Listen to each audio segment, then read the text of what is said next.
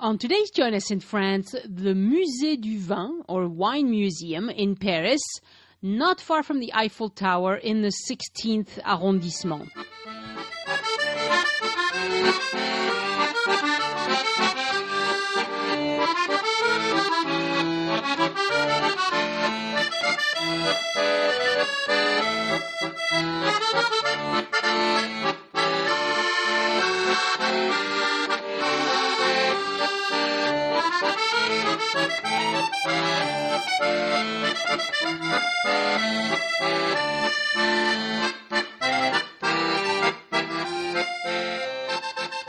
This is Join Us in France, episode 124. Hello, I'm Annie, and Join Us in France is the place where I tell you about my travels and my discovery of France, and also where I chat with other people who visit France, and they tell me about their experiences in France. I love France. I was born and raised in France. I live in France, but in my early 20s, I left to go live in the UK for 2 years and then in the US for 18 years. So when I came back, I had to rediscover my own country. And boy, was there a lot to discover. I'm not done. I'm not anywhere near done. For show notes and photos on this episode, and if we say anything that you can't understand and you want to see it written down, go to joinusinfrance.com/124. That's the number 124. Last week, I announced that Elise and I are finally going to start offering some tours. And the first one is going to be on April 23rd, 2017. It will be a week in Paris, April 23rd through April 30th. If you want to see details about that, go to joinusinfrance.com/tours. The details are not there yet. Elise is away visiting her mother in the US. When she's back very soon, we'll get together and iron it all out. But we have some great ideas, and I think we'll have fun together. All right, so on this show, I have a conversation that I recorded with my friend Brenda, who is from California, and we spent a week together in Paris, and we went around a lot of places together. One place that she went without me was the Wine Museum near the Eiffel Tower in Paris. She liked it very much, and she tells us all about it so that you can decide if it's the kind of place you would like to go to also. Hello, Brenda. Welcome back. Thank you for having me again. I can't believe you're not sick of me. No, I'm not sick of you. I haven't been sick of you in like 25 years. Why start today? True.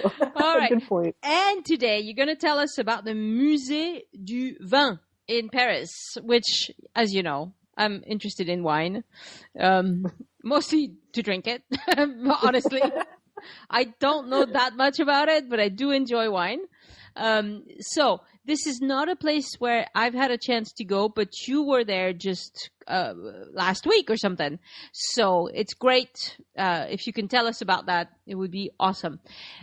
Before we get started, for people who might not have heard the previous episodes with you, let me just say that you are a good friend of mine. We've known each other for years. You live in California, and you were a French teacher for a long time, so you speak good French. And you've come to France many, many, many times, and you've even lived in France, so you know the country really well. Does that about cut it? Yes, and I'm an ongoing student of it. It's my favorite country. There you go. How nice. How nice. So this Musée du Vin, it's really close from the Eiffel Tower. Well, it's a kilometer away from the Eiffel Tower. The closest metro stop is Passy. And it's open Tuesday through Saturday, so it's closed Sunday and Monday. And it's open 10 a.m. until 6 p.m. And it looks like it's wheelchair accessible. There are audio guides in English if you want them. And the entry is 10 euros. And you were telling me just before we started recording that it's not on the museum pass. It is not part of the pass, the city museum pass. And I know that certain people have mentioned they were surprised at that. So yes, it's separate fee to get in. Yeah. But it is not crowded. It's kind of tucked away. I feel the need to warn listeners that it is difficult to find if you don't get off at that Passy stop. If you think you're going to take another, because we got off on a different one. I can't remember. It was more convenient. We didn't want to change. Right. So we got off on a different subway, and I can't remember now which one it was. Right. But it wasn't. But it kind of dropped us up. Yeah, you know how that part of Paris is a little hilly. Yes. And it's got a lot of those gated buildings because it's more exclusive area to live in. Right. And so we were wandering down the streets, and it got to the point where I started having to ask directions for, I think it's Square Charles Dickens. Yes. Charles Dickens. Yeah, Charles Dickens Square, yes. Yes. And so I started asking around for that. We eventually figured out that we needed to go down. It was a little side alley that had stairs, so it went down the hill. It was actually a really cute little alley, but it looked almost a little like it could have been shady. Although we were in that really nice area of Paris, so yeah, but, know, you're trained to avoid alleys. So yeah, and but anyway, we eventually you found it eventually. No, I was just going to say we eventually found it. Passy is on line 6 of the Paris Metro, so. And sometimes if you, I mean, I haven't been, but if you go to a different metro station, sometimes it gets a little trickier. Right. So definitely use that Passy. We did use that one going back, and it was perfect, easy to find from there. So, okay. Highly recommend Passy stop. So this is a place that organizes wine tastings. There's an extra fee for that. It's 25 euros, and you spend 20 minutes with a sommelier, and you can also get a cheese plate or cold cuts that you pay extra for. It's free for children under 9, and if you are going with children, you're not going to have any trouble getting in, because this is France, and we don't have hang-ups about telling children about wine. I guess, let's see. The museum is a privately owned museum, and it's owned by a wine promoter corporation. It's called le Conseil des Échansons de France. And we have a lot of such organizations in France. This is just one of them. And it's an organization that wants to give wine, continue to give wine a good name and defend wine or whatever, and as if wine needed defending. I mean, most people like it. Gotta agree. Yeah, and I had to look up the word échanson because I didn't know it, and the échanson was the person who served the wine to the prince or the king. So it's kind of the sommelier of yesteryear. There you go. So tell us about your visit. How long do you think people should spend there? What did you like? What did you not like? Etc. Okay. Well, one thing you didn't mention, and I do want to add, and I'll talk more about it towards the end, but there's also a restaurant there. They only serve lunch. And we did choose, because of the time of day that we were there, we did choose to have lunch there, and I'll talk about that after. Okay. Okay. But I did wanted to add that before I forgot. Very good. So we entered. It was not crowded at all. I think that's part of the reason is that A, it's not on the museum pass, and B, it was a little difficult to find. But once we got there, it's all done in an actual wine cellar. So you feel like you're in this carved out passageway that actually was, we learned originally, a monk order, right. What do they call us? L'ordre des minimes. Yes. Is what it's called. Yes. Yes. And so we learn, so as you go through, they give you all of the displays and cabinets and all of the implements are labeled and described in French, although some of the bigger, more important displays have English alongside them. Okay. But we also used the audio. Right. In English.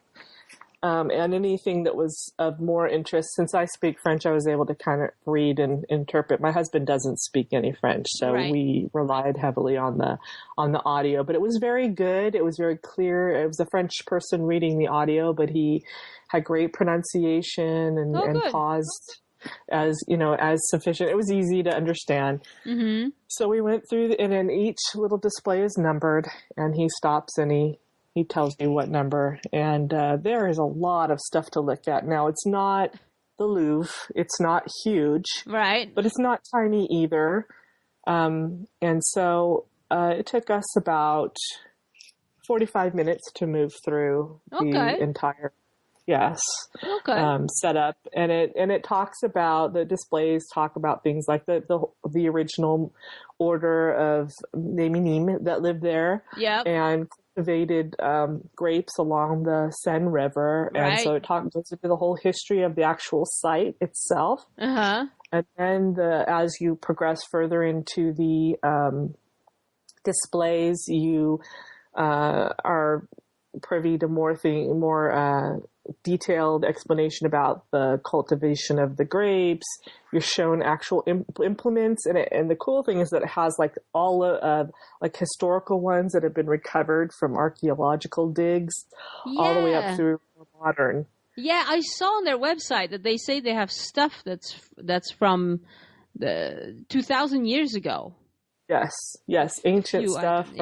Yes, from back when Paris was Roman. Right. So you have a lot of these things. And so each of these displays, so you might have this one display about, these implements are all used to cultivate grapes. And it will point out some of the more interesting ones, the more remarkable ones, but it will show them from the ones that they recovered from the digs all the way up to what they use today, or pictures of the machines they use or whatever. That's cool. So with each, it is cool. So with each step in the process, it kind of gives you a little display like that. And then it progresses, and then it talks a little bit about some of the historical things that were going on in the world. Certain authors or other artists that had some kind of influence either with this particular site or with wine itself. Mm-hmm. And now that I'm on the spot, I'm totally blanking who the famous author was that retired in that area. Balzac? And it was Balzac. Yeah, because Balzac's house is very close to there. Mm-hmm. So I didn't know this, but this was just a happy guess. I know he used to live nearby, so I'm like, hey, he probably hung out at the wine museum. Yes, my French professors are probably all scoffing at me right now because I forgot. But yes, I remember when I read that, I thought, oh, how interesting. Because you and I had been talking about Balzac. I think you took a picture of something for me. Oh, it was the cafe where he used to go in Paris. That's right. Yeah. We were joking around about it earlier in our trip. And so I remember thinking, oh, I got to mention that to Annie. Mm-hmm. And of course, then I promptly forgot because my brain is old. Like mine. But anyways, it mentions there's a whole display on Balzac and his association with the winery there, and other historical figures. Right. Some of the displays have like kind of dummies, like wooden dummies, like kind of cliche figures. And some people I know mentioned, oh, they're creepy looking, but I used to go to Disneyland when they had the olds and talking dummies, so I'm kind of used to that. Other people were kind of creeped out, but I didn't find them creepy at all. So just they're like old style museum displays where they dress up some dummy and they put it in a kind of a right. Yeah, it looks kind like it's working. Right, exactly. So, I had no problem with that. And again, it was kind of interesting to see it in the context. And then they've got things like wine glasses, like old collection of wine glasses, and the little thing the sommelier wears around his neck on a chain, the little taster. Mm-hmm, that little le tasse de vin. Yeah, that's it.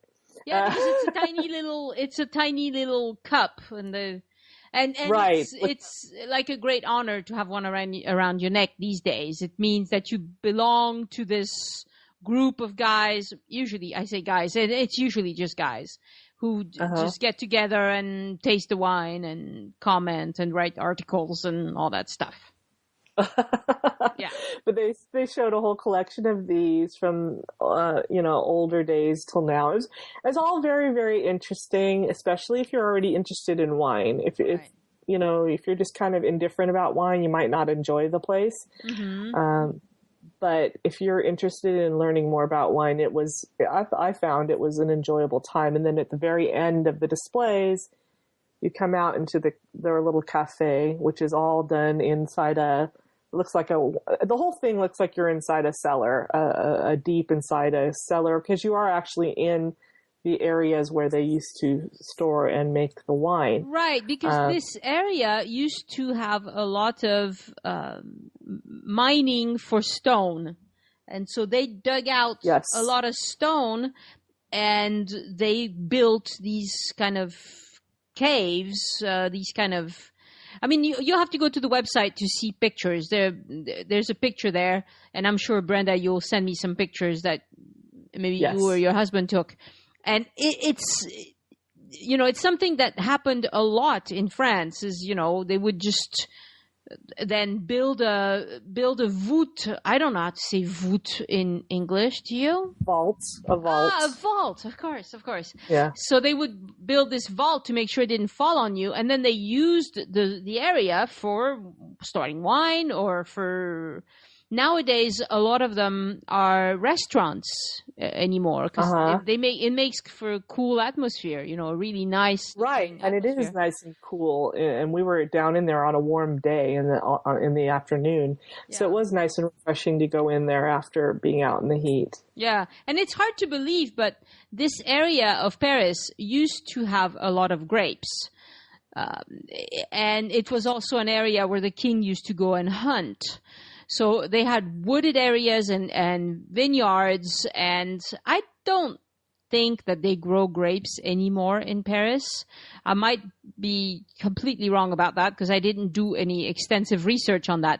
But that area of France is not very auspicious to winemaking anyway. I mean, it's just, you're not, the ground is too rich.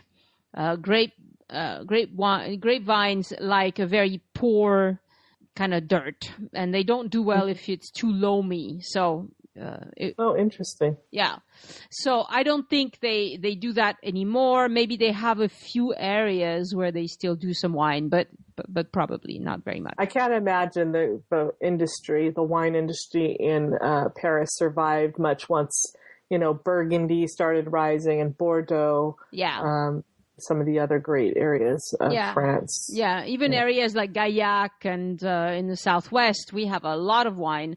But if you go towards Normandy, between Paris and Normandy, so Reims, just east of Paris, has a lot of grapes because that's for Champagne, though, right? Champagne, yeah, that's Champagne area. But then when you go towards the west, towards Normandy, there are no more grapes that way. It's all they make cider from apple. And, the apples. Yeah. But Norman cider and Breton cider are really well known and good. Yeah. Ciders. Yeah.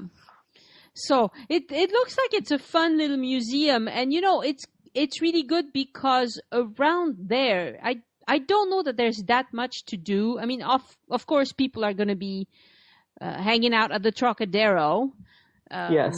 They might want to go to the Balzac Museum, although I've walked past it twice now and didn't go in because it looks really tiny. And I don't know. I was never with a group of people who, I mean, if I tell my kid, come on, let's go to the Balzac Museum, she runs away as fast as she can. Because come on, who doesn't love Père Goriot? I know.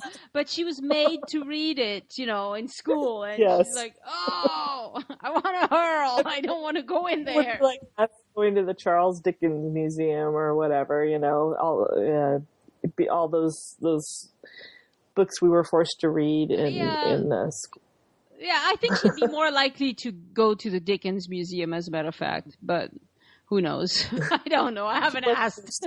But there's not that much to do there, right? I mean, it's kind of away from everything else. Yeah, it's more of a residential part. Even though the Eiffel Tower is right there, that whole area is very residential. Right. And very upscale residential. Right. So I think if you're in the area, going to this museum is good. You can go visit the Trocadero, obviously. You have the Palais Chaillot right there. You have the Musée de l'Homme right there. And they are interesting, but they're very large. Let's see. What's really interesting to do there? Oh, there's that bridge, Birakheim. Okay, this is something that you must do if you're in that area. You get back on the underground. Actually, it's just one stop away from Passy, so you probably don't even need to get back on the underground. But you follow that metro line 6, and you cross the bridge. It's the same bridge that the metro line goes over, and you can totally see it going over. You get the best views onto the Eiffel Tower from that bridge. It is just cool. Just stunning.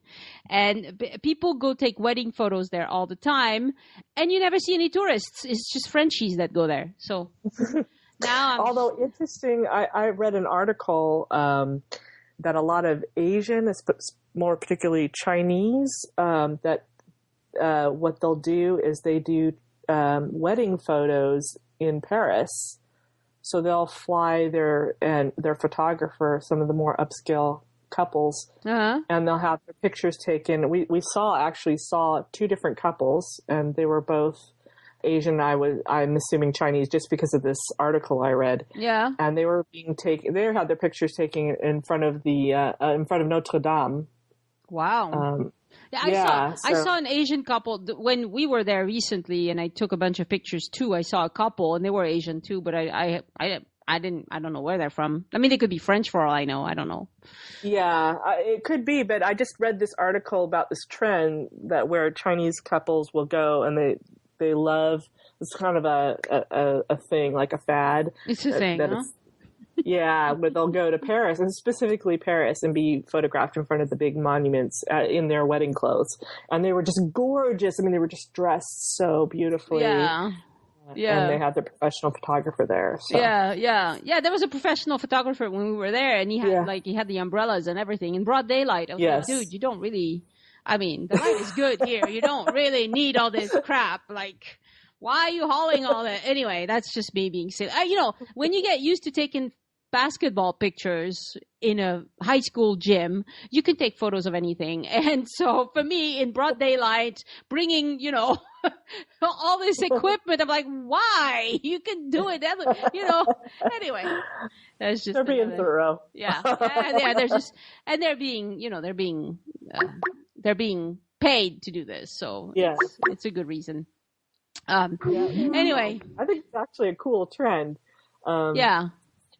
But anyway, I know we're off subject, and I just wanted to dovetail. I just wanted to wrap up my comments about the museum. Just after the end of the tour, they actually do a wine tasting too. So they'll sit you down at the table, and they ask you if you want white or red, and then what type. And then they'll explain some things to you. They speak English. They're very, very nice people. There was just a few of them. And then of course we ordered lunch there, and then they paired every course. We ordered the three course menu, and they paired each course with a different wine and explained why. It was really interesting. That's cool. So do you remember what they served you? For the entree, I had a foie gras because I love foie gras and will never turn it down. And they paired it with a very sweet white wine. Yeah, Sancerre or very. So it was very sweet, huh? It was almost like a Riesling. It was interesting. It tastes very, very sweet. Huh. In the Southwest, we tend to pair foie gras with a wine that's somewhat a white that's a little bit sweet, but not too much. The serving, the way they served the foie gras was with some like preserves over it, like a berry preserve or something. So it was very sweet. Yeah. And it was on a little, so yeah, it went well. Mm-hmm. And then for the main course, for the plat, we had a chicken breast. It was a stuffed chicken breast. It was so delicious. It was very moist. Yes, it was very, very good. I'm not normally a big fan of chicken breast because I find it very dry, but this did not have any problems. Again, paired with white. Cool. And then I can't remember what the third course was. You had enough wine, you forgot. Yes, I know. Oh my gosh, I'm so sorry. I can't remember what. It's okay. Don't worry about it. But the wine was good. The meal was good. Food was amazing. It was actually one of the best meals I've had in Paris. Oh wow! During this, that's good to know because we had some good meals together. Yes, we did. We had some good meals. Yeah.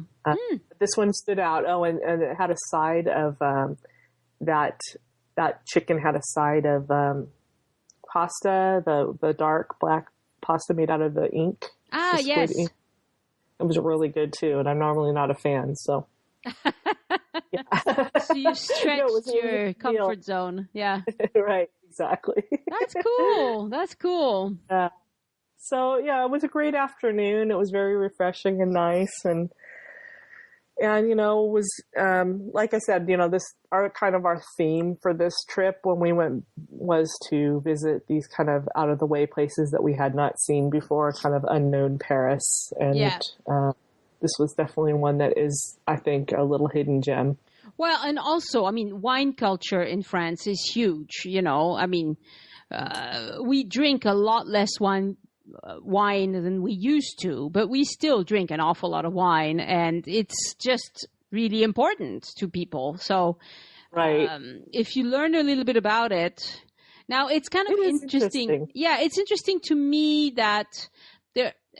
Sometimes people get a little bit snobbish about wine and they feel like they need to attend classes just so that they learn that, they have all the wrong taste. And I don't think that's right. I think, whatever you like is fine and you should enjoy it. You know what? I think the majority of French people are like you too. Yeah. They're not snobby about wine. That's one thing that I think is a perception in American culture, American wine culture, is that, wine culture is very snobby and the French are very snobby about wine, and they really aren't. The French are really casual because there's so much wine and so many different varieties. Now, the one thing they are a little defensive about is when, especially, and it happened again, I've had it happen a few times, not tons, but I will always get a little bit of defensiveness when I tell them I'm from California. But that's because the California wine industry is quite competitive with the French wine industry. Oh yeah. By now they're really, really, really good. Right. So there's a little bit of, make sure and try our French wine. You'll find that our French wine is, and of course I always say, of course I love French wine, but that is one thing. I mean, and they're not snobby or rude about it. They just, there's just a little bit of competition there, healthy competition. Yeah. And my thing is when we're invited to dinner to somebody's house where I know that these are wine people, that they know wine and they enjoy wine, I always make it a point, because in France, if somebody invites you to dinner, typically you will bring a bottle of wine and maybe some flowers or maybe dessert or something like that. And so you always kind of bring wine. But I don't want to bring French wine to wine connoisseurs because I always get it wrong. And so I go looking for wine from somewhere else. So it's going to be Chile or Spain or the US. And it's true that people get a bit defensive about California wines. They just go, what is that? And when they drink it, they like it. I mean, it's just that healthy competition that, ever since that, one competition where the California wines beat out the French wines, I think it just kind of goes back to that. And it was such a huge shock to the industry. And that was like 20 or 30 years ago that happened. So but we're slow. Yeah. Well, the wine industry is very old in France, and I think rightly so. They feel possessive of it because a lot of the wine techniques and the way it's cultivated and just the whole wine culture grew out of France and Italy. And I think there's a little bit of the feeling of France and Italy being like the grandpa and grandma of the industry or whatever, and the kids have run off to quote and improve it unquote or do their new things to it. So I assume that they told you a little bit about the various terroirs for French wine, the various types of wines that you find in France and all that. Yes, the different types of wine, the different types of grapes. Not a ton of information on that specific. It mostly concentrated on the history of the winemaking in the area and of that site, and then mostly about the process in general. So not a lot of detail about soil conditions or the history of the industry as a whole in all of France. Right. A question that you probably don't know anything about, but a question that seems interesting to me that I would like to ask if I ever get a chance to talk to somebody who really knows their wines is, why do French people not want to do single grape type wines? French people are very attached to this mixing. And so I think French people tend to be very attached to tradition. I mean, I think it's an old world thing. It's that they like to do what they've always liked to do. And I think, but see, in Spain, they also have an old wine tradition. But in Spain, they don't find anything objectionable about putting on the bottle, this is Shiraz or this is Cabernet or this is a mix of Shiraz and Cabernet or whatever. They just put it on the bottle. And in France, it's like pulling teeth. They just don't want to do that. They want to keep it's like a secret de fabrication or something. Well, it's like the formula for Coke. It could be. Maybe it's that kind of same. Maybe they're afraid that somebody's going to reverse engineer their wine or something. Never know. That could be it. Well, yeah. Anyway, if I ever get that question answered, I will share it with the listeners, because at this point, I just don't know why we're that way. Because you can't. I mean, if you go into a wine store and you say, "I want a Shiraz or a Pinot Noir or something," they look at you like, really? Are you sure that's what you want? Because that's just the wrong question to ask. And then they give you a lecture about why that doesn't matter. It's just blah, blah, blah, blah. I'm like, okay, whatever. That's why I get most of my wine from the grocery store. Because then I can just, grab a bottle that just looks nice. And it's so cheap in France. It's cheaper than soda. Yeah, it is. It is. Wine is very cheap in France.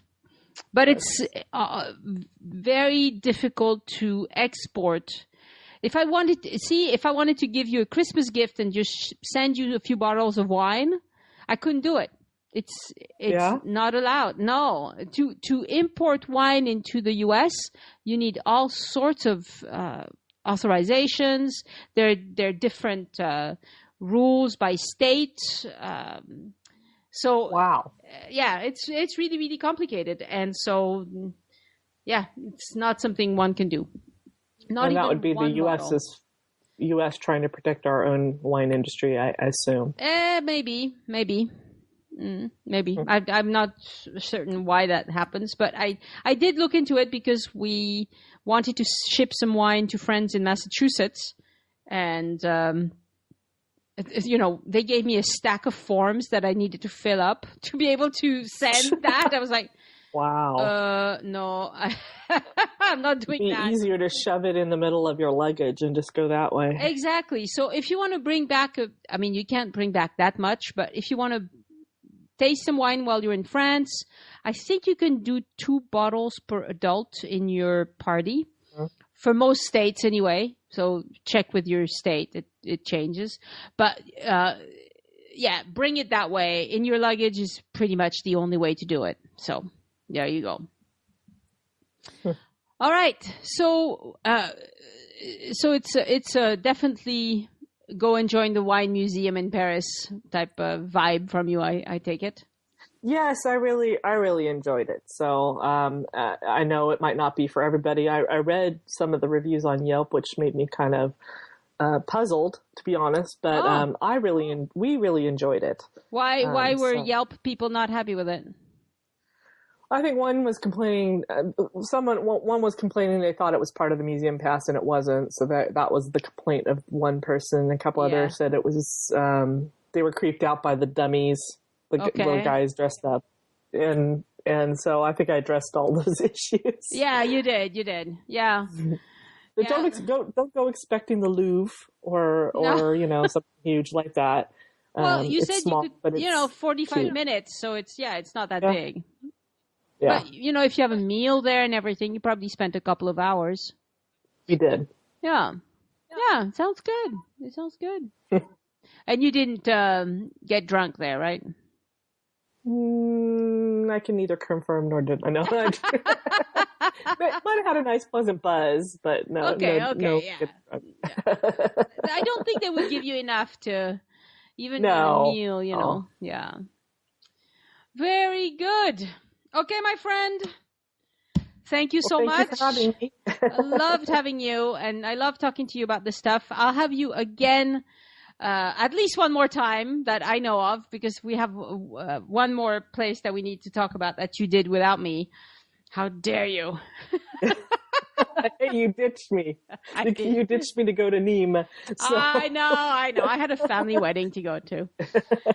All right, my friend. Yeah. Thank you very much. And I'll talk to you soon. Bye-bye. Au revoir. Hi, guys. It's Annie again. When you go to joinusinfrance.com, and I hope you do, you will see 2 important sidebars.